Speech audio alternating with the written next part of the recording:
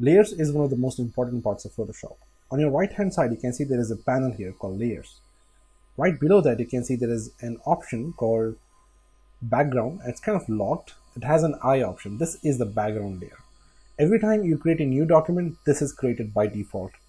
So what we're going to do is we're going to create a new layer above it, and then we're going to work with layers. So if you go a little bit down, you can see there's a new layer option. You can just click on that. A new layer will be created. I'm going to call this as red. Okay, if you double click, you will be able to edit it. Now, right below the move tool here, you have murky tool. Let's select the murky tool. Now, once you've selected the murky tool, I can create shapes. Now, this shape is a selection of a specific area. So if I simply click and drag, I'll be able to create any kind of rectangle shape. So what I need is a specific square. If you want a exact size with the exact height and width, you can simply hold Shift key in your keyboard and you'll be able to create a perfect shape. So I'm gonna set this to this size and just leave the mouse. Now that we have our selection, you can see here we have an option called gradient. Now if I right click that, I will have a paint bucket tool. Just select that option.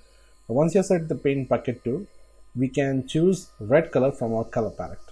Let me choose red color from this. Okay, let's just drop it inside the selection. Okay, now we have created a red box. Now you can see in the layers panel it's displaying that we have the red box. Now let's go back to our murky tool here, and what I can do now is if I take my cursor a little bit beside the box, you can see my cursor changes, right? So let's create a new layer.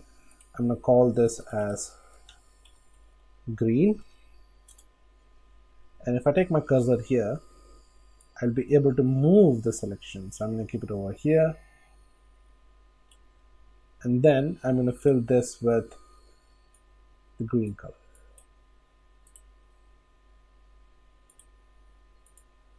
Okay, let's create another layer. I'm going to call this as blue.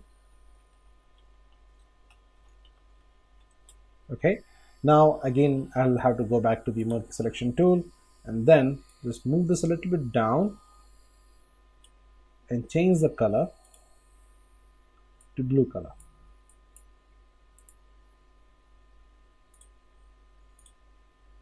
Once you have done this, you still have the murky tool running. See, you need to deselect this. To deselect, all you have to do is press Ctrl D. The selection will be disabled. Now we need to move these options up and down. To do that, we have to use the move tool. The shortcut key is V, but I'm just going to go ahead and click on that. Okay, now if I want to move the red box, if I try to move it, see the blue one moves. That's because in my layers, I have not selected the red one. So let me just move this a little bit up so that you'll be able to see much more clearer.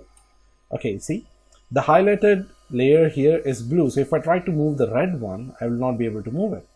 So if I want to move the red one, all I have to do is select the red one, and then I'll be able to move it. Check out what happens when I try to move all these items accordingly. You see, the red is in the bottom here in the layers too, and also in the workspace. Same thing is happening with the green. If I try to move the green, see, and that same thing is happening with the red, the blue one. So now what I need is, I need to align them accordingly. So I'll be able to move this. I can move this up and down. So I can put the red on the top, green in the middle, and blue at the bottom. Now if I align this,